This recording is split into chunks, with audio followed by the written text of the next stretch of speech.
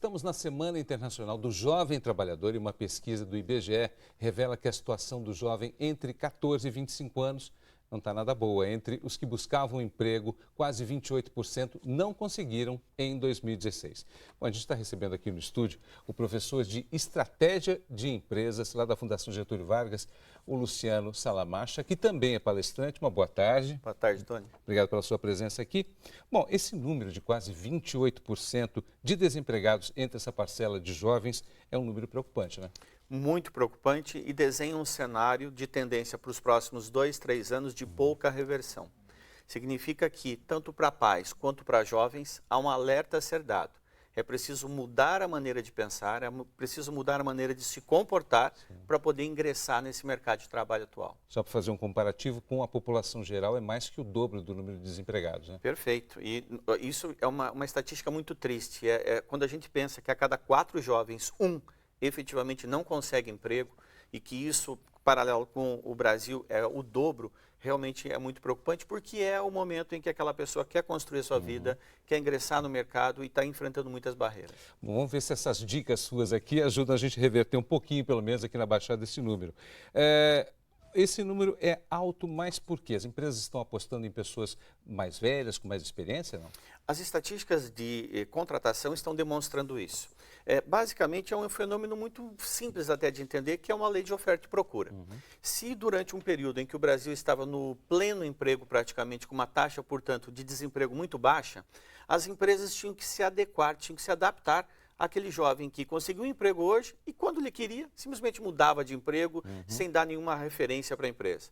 Hoje, ao contrário, como tem muita gente procurando emprego, as empresas podem fazer uma escolha. E elas estão hoje optando pelo seguinte: eu vou pegar alguém mais experiente, que já tem uma certa bagagem, uma certa experiência, em vez de eu investir e treinar, qualificar um jovem. Por isso que os jovens estão tendo mais dificuldades no ingresso no mercado hoje. Agora, entre as suas observações, que eu já dei uma lidinha antes, é claro, o senhor fala em se comprometer com a empresa. O jovem tem que estar comprometido na hora de buscar a sua entrevista de emprego, por exemplo? Olha, eu costumo dizer que o jovem ele tem que utilizar a regra da compensação.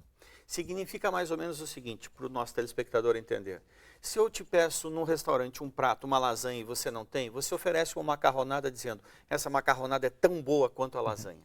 O jovem, ao ingressar no mercado, ele não tem a experiência para oferecer, não tem talvez aquele conhecimento formal já concluído, ele tem que estabelecer um critério de compensação. Sim. Essa compensação tem que estar focada em força de vontade e em comprometimento. É o jovem dizer assim: olha, eu quero aprender, eu estou disposto a aprender e não estou disposto. Eu estou declinando do meu direito de mudar de emprego como eu fazia até há pouco tempo. Aquele negócio de pular de emprego como há um pouquinho tempo atrás, não pega bem mais.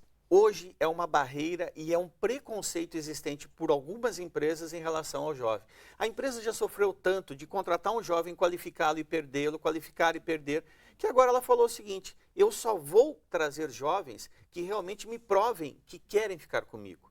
Porque no fundo, as empresas dizem o seguinte: eu prefiro um jovem, sim, ele não vem com vícios, ele vem com vontade. Agora, às vezes o jovem não consegue mostrar essa força de vontade. Por isso que eu digo, o pilar para um jovem entrar hoje no mercado é demonstrar que ele tem vontade de aprender, ele não precisa ter experiência porque ele quer construir a experiência lá e ele é comprometido.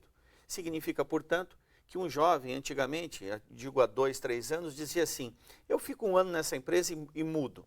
Hoje não. Hoje o jovem tem que entender que ele deve ficar no mínimo 2, 3 anos numa empresa para depois sequer começar a pensar em colher um pouco do que plantou. Quer dizer que durante esses 3 primeiros anos aí, os sonhos têm que ser mais reais, né? Ele não acha que vai voar tanto na empresa, tem que ser mais pé no chão. Você foi muito feliz quando disse os sonhos. Os sonhos dos jovens, até pouco tempo, e ainda alguns ficam nesse passado, é que eu tenho que crescer rápido. A mudança na cabeça do jovem hoje é o seguinte: eu crescerei na medida em que eu colher o que plantei. Então, era muito comum você ter o jovem numa entrevista de emprego dizer assim: quais são os meus benefícios? Qual é a minha possibilidade de crescer nessa empresa? Agora não. Agora ele tem que dizer assim: o que você precisa de mim? O que eu tenho que aprender para te servir melhor? O que eu tenho que me qualificar? O que eu tenho que desenvolver para que eu possa ser mais útil para você, empresa? E deixar essa questão do crescimento como uma consequência. Antes, o sonho era crescer. e era um meio eu me qualificar. Agora não. O meu foco, o meu sonho é me qualificar e deixar como consequência o crescimento. E entre os comprometimentos desses jovens está também os horários flexíveis de trabalho? A gente percebe muito, principalmente nessa geração até 25 anos, um lado de dizer assim, eu quero trabalhar, mas esse trabalho eu não quero que aconteça aos sábados, eu não quero que aconteça no horário da minha diversão. Sim.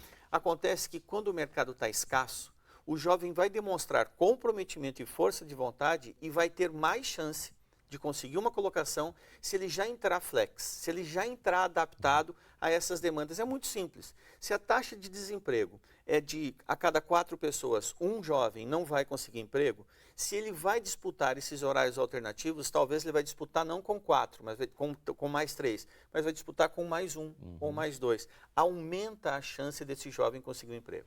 Para a gente terminar aqui, o senhor fala em otimismo. Então, uma mensagem de otimismo para os jovens. A mensagem do otimismo para os jovens é o seguinte: o Brasil é grande, vai crescer e pare de olhar para o lado. Olhe para a sua carreira, se qualifique e invista em você. E o resto é uma consequência. E o nosso jovem está otimista? O nosso jovem, ele precisa entender que o Brasil de ontem não é o Brasil do futuro. O Brasil do futuro é outro. As empresas estão mudando a relação de trabalho com esse jovem. E se ele parar de pensar no ontem e olhar para o futuro, pode ficar otimista que vai ter muita oportunidade. Professor, muito obrigado pela sua presença aqui. Eu que agradeço, Tony. Obrigado. Um abraço.